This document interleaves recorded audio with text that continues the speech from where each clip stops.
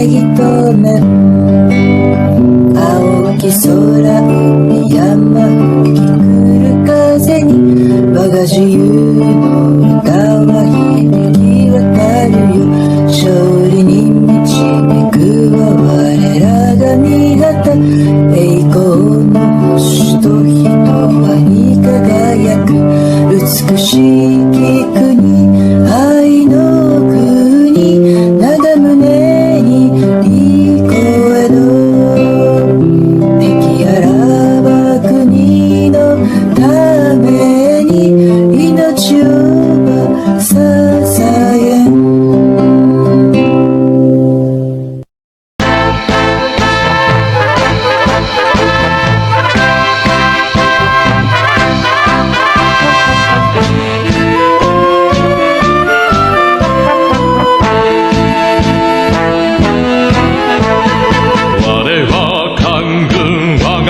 敵は天地入れざる強敵ぞ敵の対象たる者は古今武装の英雄でこれに従うつわものは共に氷冠決死の死鬼人に恥じぬゆあるも天の許さぬ反逆をせし者は昔より栄えし試しあらざるぞ敵の滅ぶそれまでは進めや進め者ともに玉散る剣抜き連れて死する覚悟で進むべし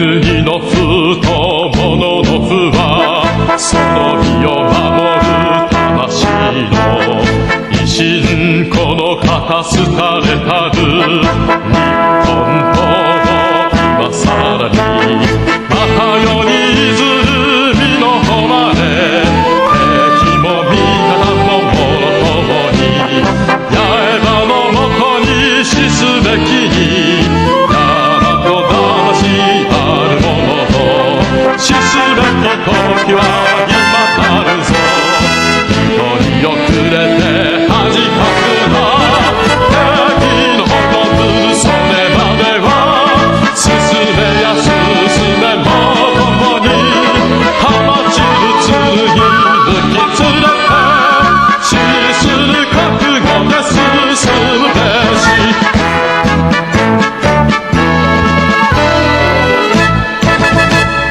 Kamusta?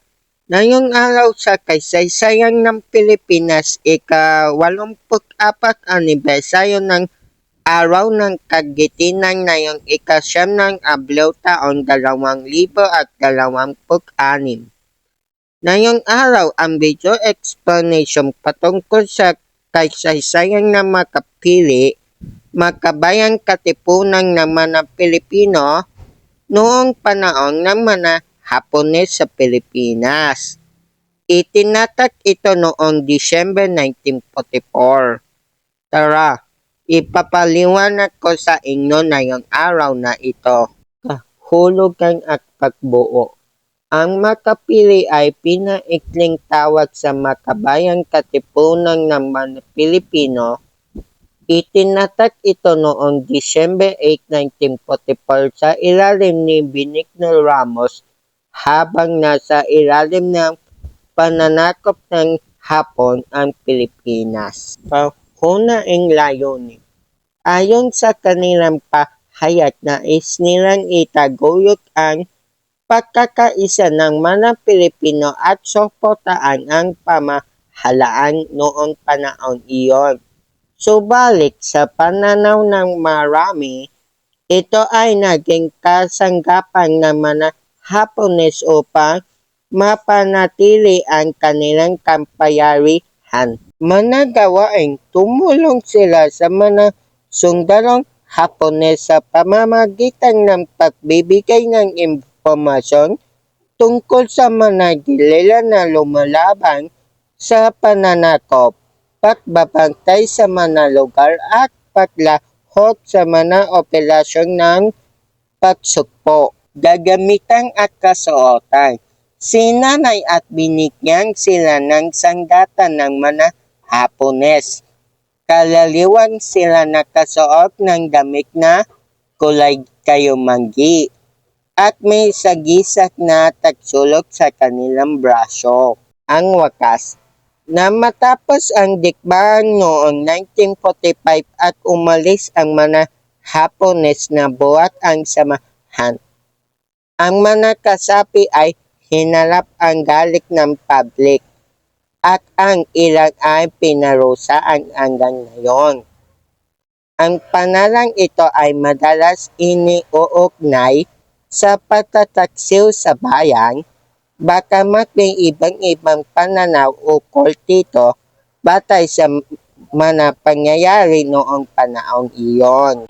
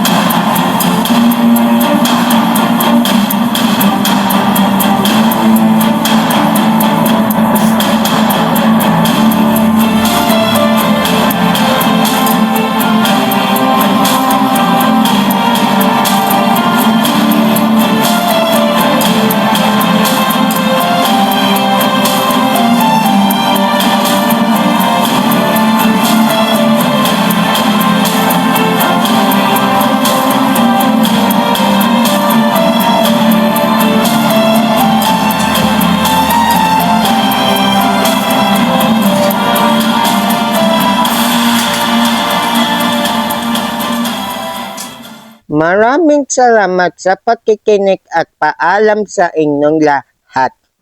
Hanggang sa susunod.